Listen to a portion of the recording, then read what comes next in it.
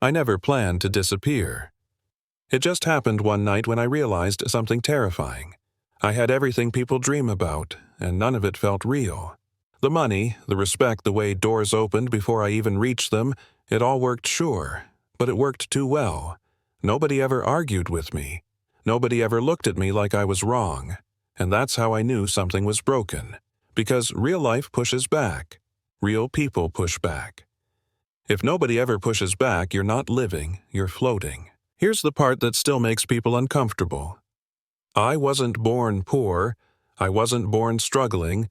I was born into power. Old power. The kind that doesn't explain itself. The kind people whisper about. By my early 20s, my name alone could shut rooms up. I watched people straighten their backs when I walked in, laugh harder at jokes that weren't funny, agree with opinions I hadn't even finished forming. And every time it happened, something in me pulled away. Quietly. Like it didn't want to be seen. The moment that changed everything was stupidly small. I overheard a woman I was dating tell her friend I don't love him, but I love the life. She didn't know I was there. She didn't lower her voice. She said it like a fact, like gravity.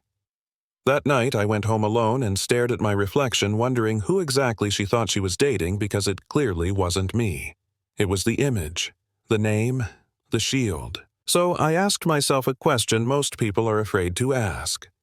If I took all of this away, would anything about me still matter? That question didn't let go. I cut my hair myself, badly, put on clothes that didn't fit right, left my watch behind, took a name nobody would remember.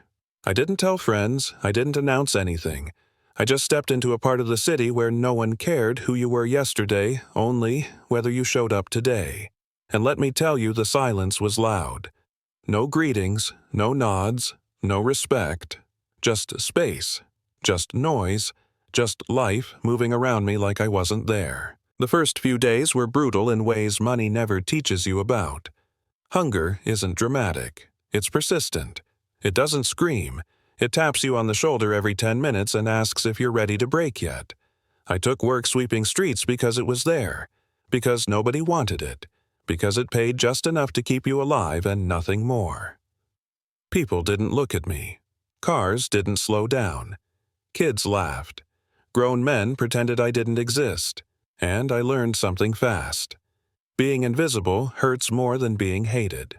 That's when I met her. She sold bread at a corner that smelled like heat and exhaust.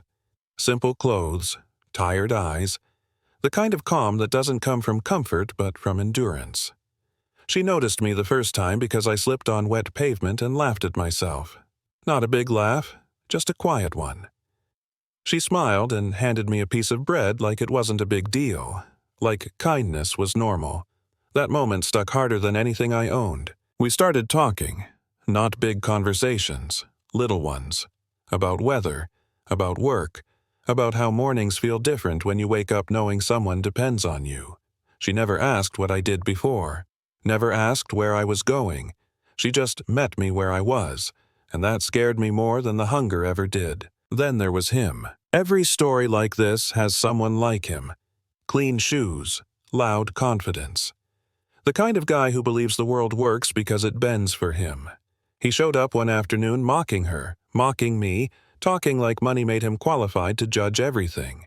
He looked at me and laughed, called me nothing, said I belonged to the street. People watched. Some enjoyed it. Some looked away. I stood there holding a broom, feeling something old rise up in my chest, the part of me that could end him with a phone call, and I didn't use it. That choice changed me. He pushed further. Drove past later and soaked me in dirty water, laughing like he'd won something. I stood there dripping while my pride screamed. And she stepped in front of me. She didn't scream. She didn't beg. She said, "He works harder than you." That was it. Simple, sharp, honest. No one had ever defended me like that before, not without something to gain. After that, I stopped pretending this was an experiment. I wasn't playing poor. I was poor. And I was learning things no boardroom ever taught me. Like how dignity isn't about winning, it's about not becoming someone you hate when you lose. Like how respect given freely feels heavier than respect forced. Then her mother got sick, really sick. The kind of sick that doesn't wait. We carried her through the streets, found a clinic that barely functioned, paid with everything I had. I watched her cry on my shoulder and felt something break inside me. I could have done more. I could have done everything, but I didn't. Because I was hiding, because I wanted to be loved without the truth, and that realization sat heavy. The truth always finds a way out. 2 men found me, not loud, not aggressive, just respectful in a way that didn't belong on that street. She saw it. She noticed the way they spoke to me. Rumors spread, and then the guy came back smiling, ready to tear the mask off. He said my name out loud, said who I was, said it like a weapon. The look on her face is something I carry with me. Shock first, then pain, then anger. She didn't yell. She said I tested her. She said I let her struggle while I watched. She said I made her feel small. And she was right. I tried to explain.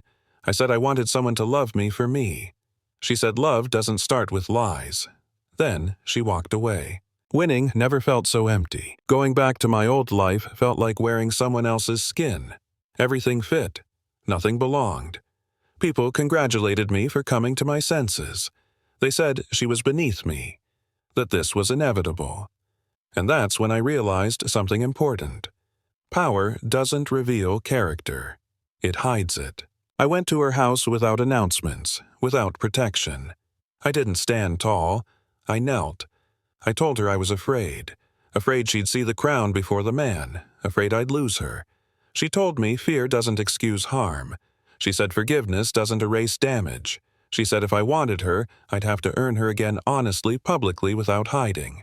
Then she closed the door. So I chose. I turned down the future everyone planned for me. I said no to alliances, no to comfort, no to silence.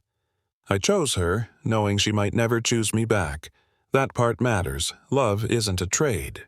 It's a risk. And eventually, slowly, she opened the door again. Not because I was powerful, but because I was consistent. People argued about it. They still do. Some say I used my power to prove a point. Some say she should never have forgiven me. Maybe they're right. Maybe forgiveness isn't fair. Maybe justice isn't clean. That's the uncomfortable part no one likes to sit with. But here's what I know. The day I put a broom next to a crown and didn't feel ashamed, I won something money can't buy. And the day she chose me knowing everything not because of what I was, but because of who I became, that was the real victory. So here's my question for you. Was I wrong to hide who I was? Was she right to walk away? Should love survive a lie if the truth is real? Drop your thoughts below. I want to know where you stand because this story isn't just mine. It's about how we judge, forgive, and decide who deserves a second chance.